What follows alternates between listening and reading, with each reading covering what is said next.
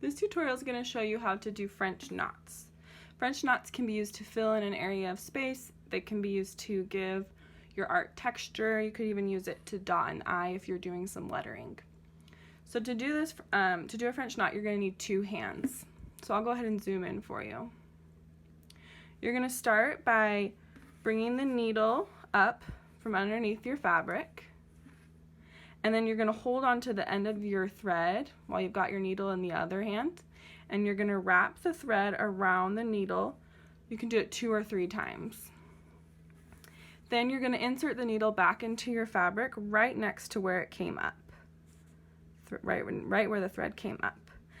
Pulling this thread tight, you're going to pull your needle all the way through, and then once it's time to let go, you can let go and pull the knot all the way through.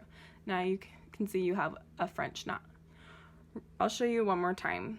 So you're going to bring the needle up through underneath your fabric, and then you're going to grab hold of your thread and wrap it around your needle 2 or 3 times, and then you're going to insert the needle back into the fabric right next to where it came up. Pulling this thread tight, you'll pull the needle through and let go once it's time. The more times that you wrap the thread around the needle, the bigger your French knot will be. So if you wrap it around 4 times or 5 times, it will make a bigger French knot. If you wrap it around 1 or 2 times, it will make a smaller French knot.